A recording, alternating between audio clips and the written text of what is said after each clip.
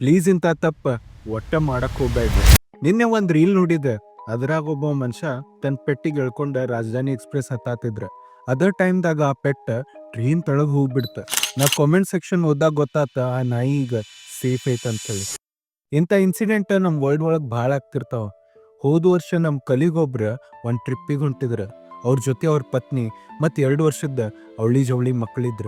ಏನಾಗ್ಬಿಡ್ತ ಅವ್ರ ಟ್ರೈನ್ ಬರತೈತ್ ಅಂತ ಹೇಳಿ ಪ್ಲಾಟ್ಫಾರ್ಮ್ ಇಂದ ತುದಿಗೆ ಹೋಗಿ ನಿಂತಿದ್ರ. ಅದ ಟೈಮ್ದಾಗ ಅಲ್ಲಿ ಕ್ರೌಡ್ ಭಾಳ ಬಂದ್ಬಿಡ್ತ. ಯಾರೋ ಒಬ್ಬವ ಆ ಬೇಬಿ ವಾಕರಿಗೆ ಟಚ್ ಮಾಡ್ಬಿಟ್ಟ ಅನ್ಸ್ತೈತಿ. ಆ ವಾಕರ್ ಹೋಗಿ ಟ್ರ್ಯಾಕ್ ಮೇಲೆ ಬಿದ್ದ್ಬಿಡ್ತ. ಈಗ ಇಬ್ರು ಮಕ್ಕಳ ಟ್ರ್ಯಾಕ್ ಮೇಲೆ ಇದ್ರ. ನಮ್ ಕಲಿಗ ಹಿಂದ್ ಮುಂದ್ ನೋಡ್ಲಾರ್ದ ಟ್ರ್ಯಾಕ್ ಮೇಲೆ ಜಿಗದ್ ಬಿಟ್ಟ. ಹಂಗ ಹಿಂಗ ಮಾಡಿ ಒಬ್ಬ ಮಗುಗಂತೂ ಉಳಿಸ್ಕೊಂಡ. ಅದ್ರ 2ನೇ ಮಗು ಮತ್ತವ.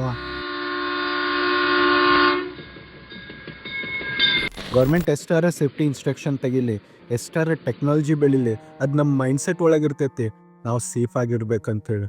ಗಡ್ಬಡಿ ಮಾಡಿ ನಿಮ್ದು ಮತ್ತು ಬೇರೆಯವ್ರ ಜೀವ ತೆಗಿಬೇಡ್ರಿ. ಪೇಷಂಟ್ಲಿ ನಿಮ್ಮ ಜರ್ನಿ ಮುಗಿಸ್ರಿ. ನಿಮ್ಮ ಜೀವ ಸೇಫ್ ಆಗಿ ಇಟ್ಕೊರಿ.